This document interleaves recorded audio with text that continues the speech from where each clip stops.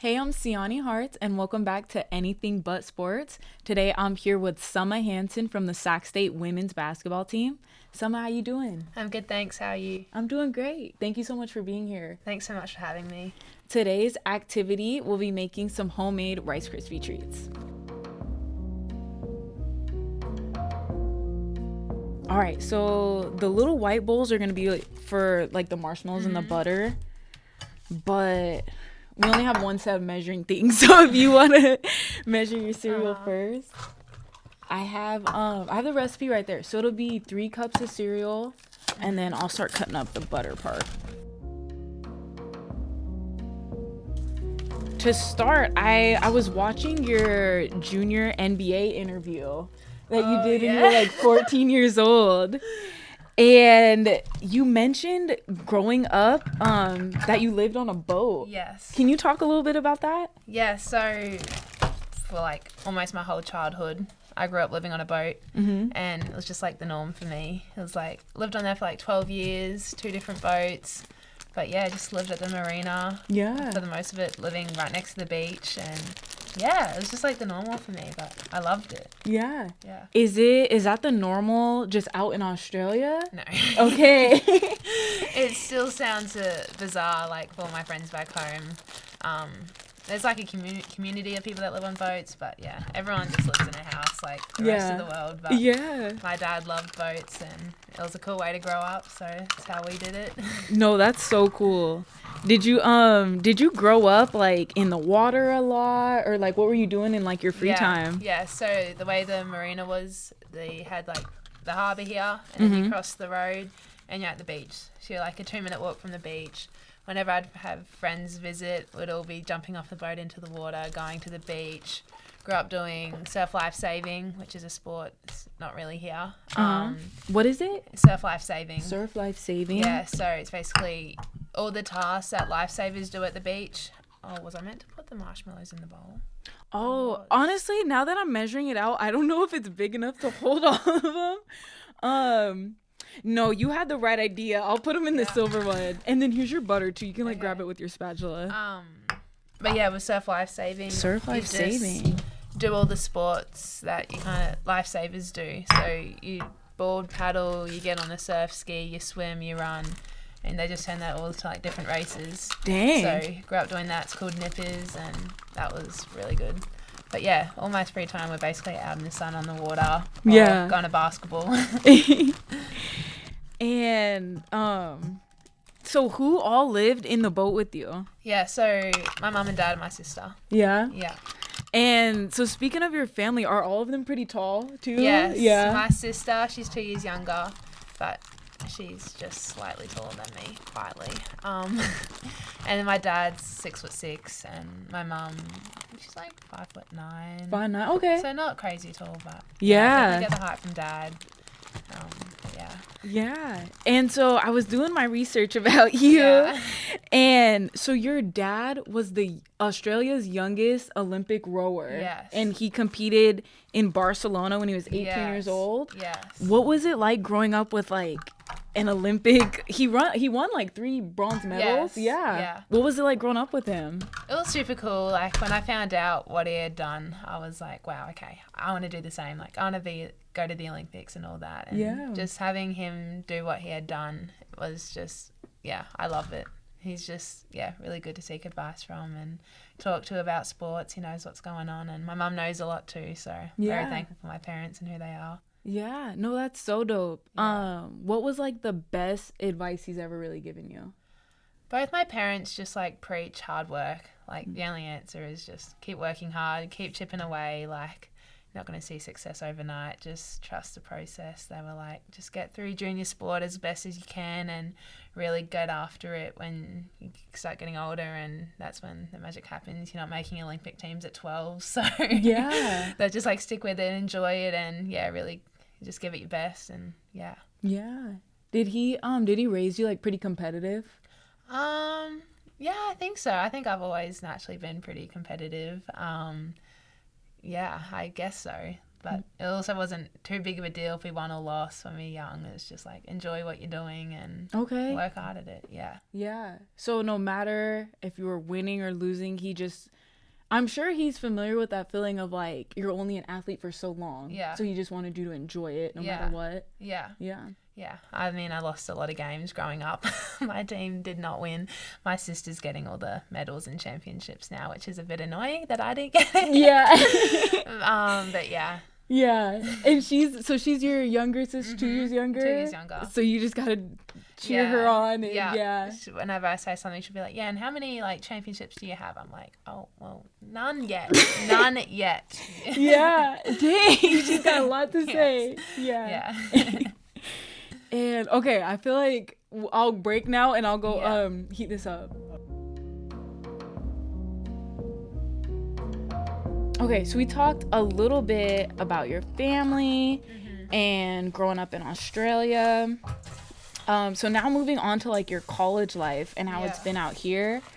What was it like moving to the States basically from Australia? Yeah, when I was coming into college, like obviously living away from home, I was like, oh, this will be easy, because before coming here I'd already been living away from home for like the previous year and a half. So I was like, oh, I've already done this, like it'll be chill. Yeah. Like obviously the adjustment, but I wasn't expecting it to be as hard as it was. Really? It kind of slapped me in the face. Yeah. I think it was definitely challenging just because everything was so new and I didn't really found any comfort just with everything being so different. Yeah. But once I settled in, it made things a lot easier, and now I like it. So it was good, but the adjustment period was real. What were like the biggest things you had to adjust to? Like what was the most different things about like moving out here? I think just being so far away from home, and then just with how new everything was, I didn't really know what to expect. My first like few months of training, I was like, are we randomly going to do a fitness test right now? Or like I was just quite nervous about everything. Getting used to the coaches and meeting everyone, and I think that was probably the biggest things. Because you didn't know anybody out here when you moved out here except your coach. Yeah. Coach and a couple of the guys, but yeah. Did it take like a long time to really start like bonding with the girls, or? A lot of the internationals we bonded quite quickly because we're all in the same boat of being international and being away from home. So that definitely made it easier knowing I had girls in the same boat as me. And then as we started playing more, the whole team started getting a lot more closer, and once you kind of have that bond with your teammates, it makes living away from home so much easier. They're like your new family. Seriously. So yeah. They become like your family, like away from family. Yes.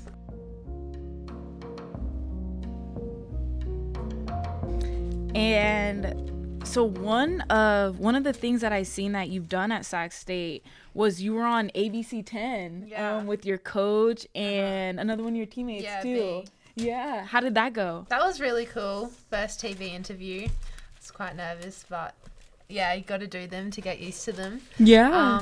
That was really cool, just being on TV and seeing it afterwards and seeing the production of like how TV is like made. It's like, it was really cool. It was really fun. And it got me really excited for the season because we did that pre-season, and then I was like, all right, let's start playing. Maybe we were just lost a few games. I can't remember, but it was early on, and I was just like, all right, let's get into this. Cute little like introduction to the team, and it was cool. I bet your family was like so happy for you. Yeah, they were excited. I was like, here's the link, and then my grandparents, everyone watched it, and they're like, oh, you did so well.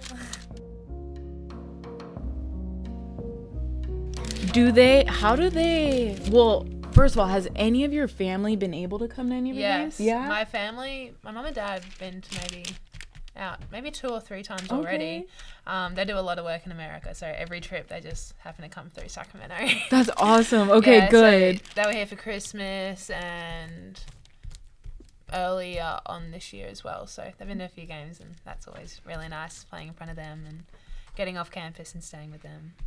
Yeah. No, that's such like a far flight and trip for them to come. Yeah, that's like real dedication.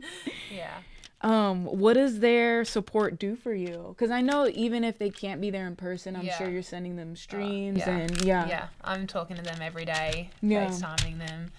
it's just, you need your family. They're your support system, and they always support you and help you get through the good and bad times and offer that different perspective. And I couldn't do anything without them. Does like your little sister watch a lot of your games too? I don't think so, actually. No. Well, with the time difference, it is really hard. And then I don't, like, she's got her own life that she's really busy with, but she was here for Christmas, so she watched those games as well. And That's dope. And so is it hard to stay in contact with them? Like, I know you said you FaceTime them, but I looked up the time change, and like an hour ago was like 6 a.m. versus it's like 2 p.m. out here for us. Yeah, it's like they're 17 hours ahead. Dang. Yeah. So it's probably like, what time? It's like mid-morning back home. Okay. So time difference isn't too bad. And mum and dad are flexible with their work, so whenever I ring them, they can often answer, which I'm lucky with.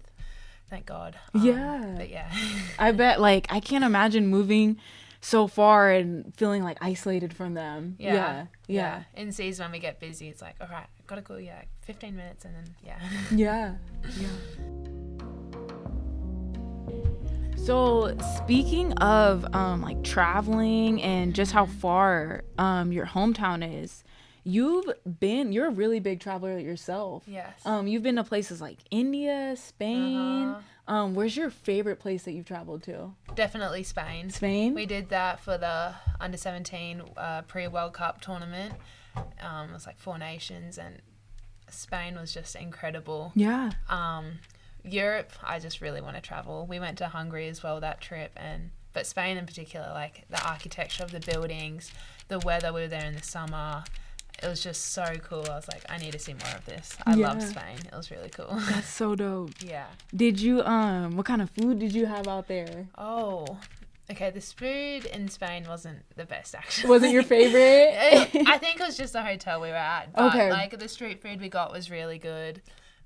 We went to Jordan before that, and the food in that hotel was actually like so good. The salad bars and desserts was really good. Yeah.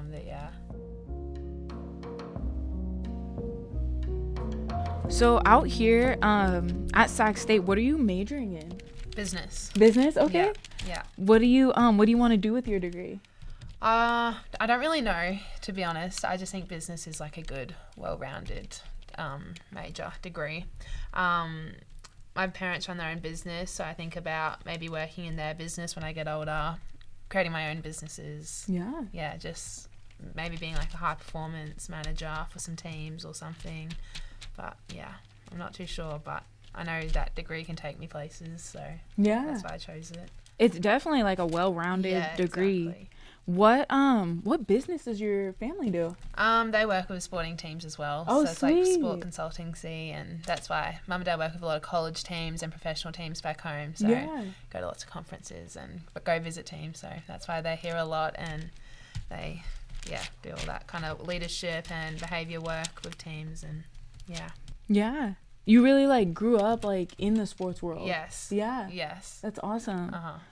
Is your sister also in sports as well? Yeah, she's playing basketball. She's got a national tournament on right now, so the time difference doesn't let me watch it, but I'm checking the live stats when I wake up in the morning and seeing how she's going. That's awesome. Dang. What is she playing in Australia right now? Yeah. Or? Okay. Yeah. That's super cool. Yeah.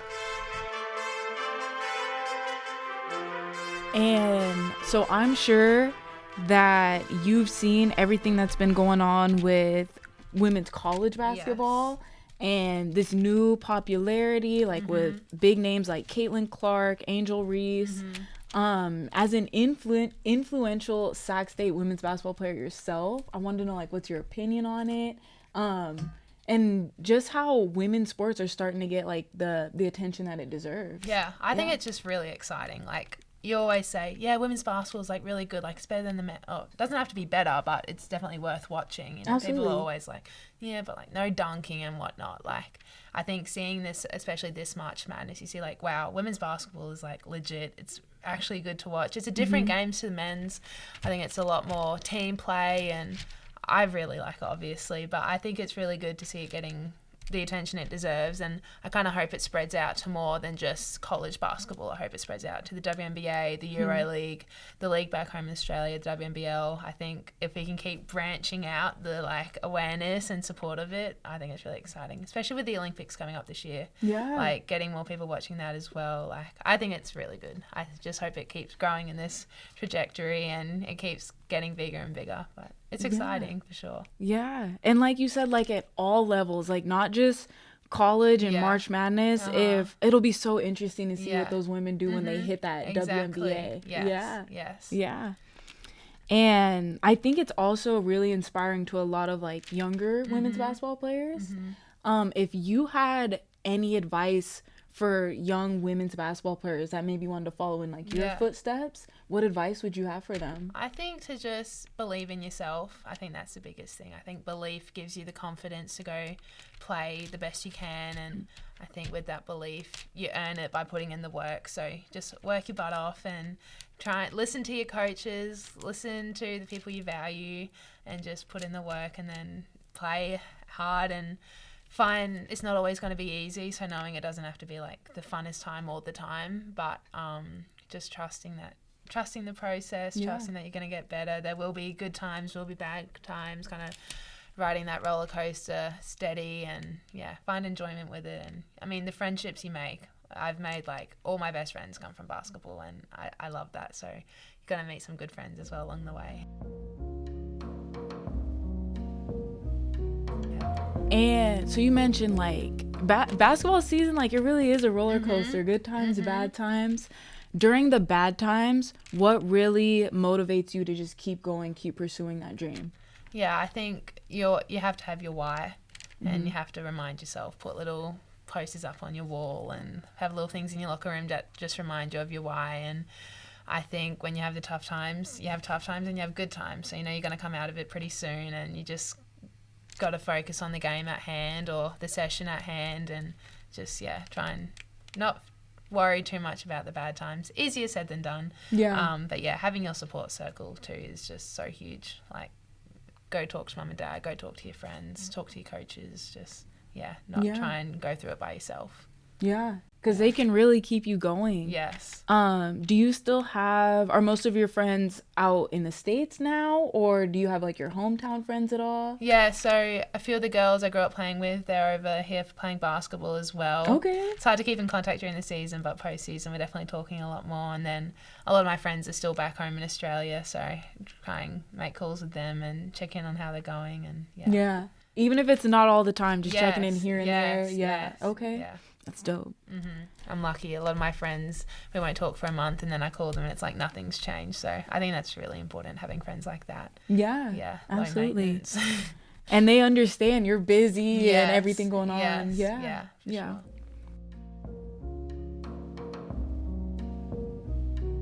Getting to know you like outside of basketball, what would you say are like your biggest passions like outside of basketball?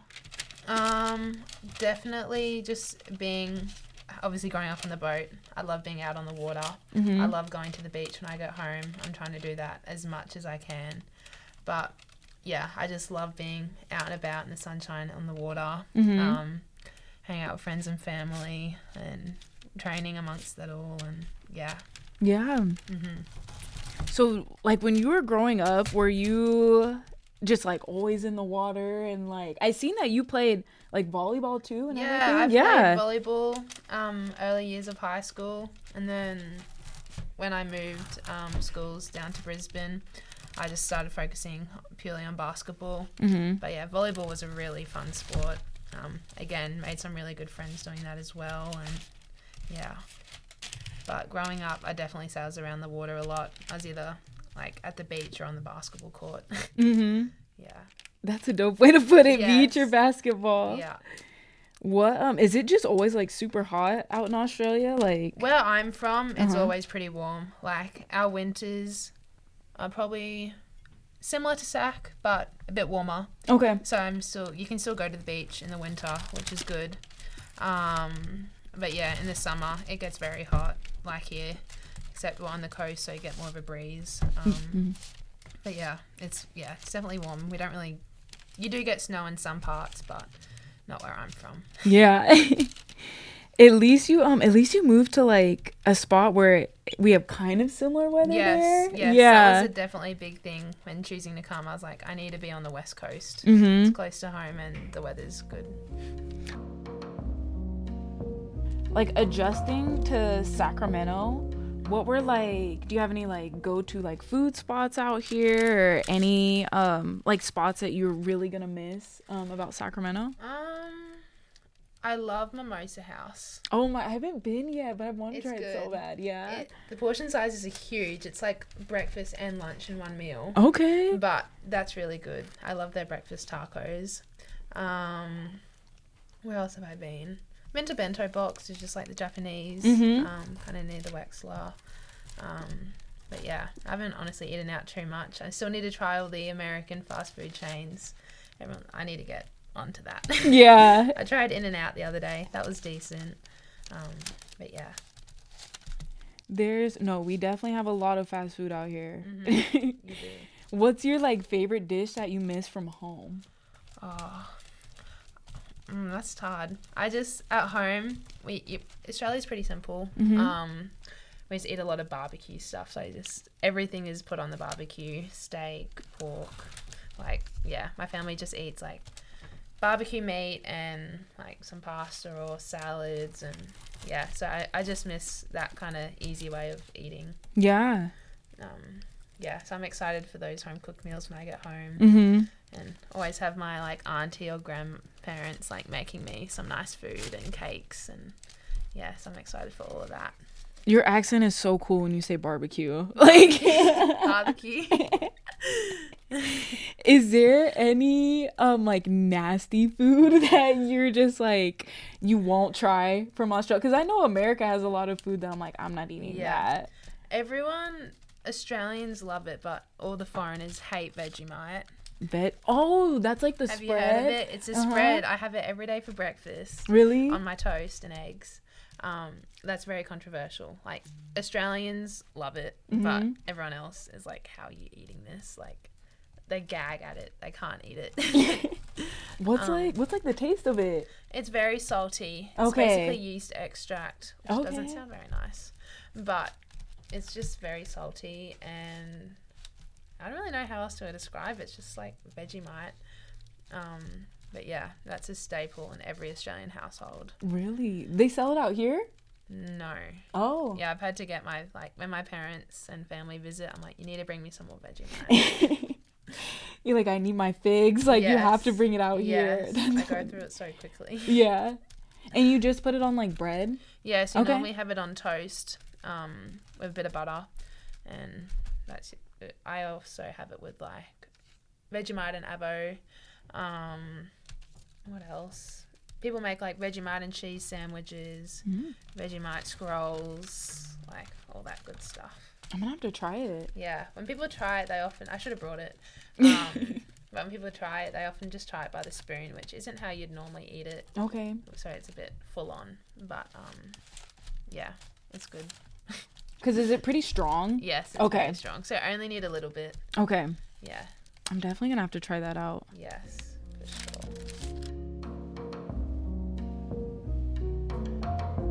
Well, thank you so much for coming on Anything But Sports, Summah. Thank you. It was a good time. And I wish you the best of luck with all of the rest of your college career. Thank you so much.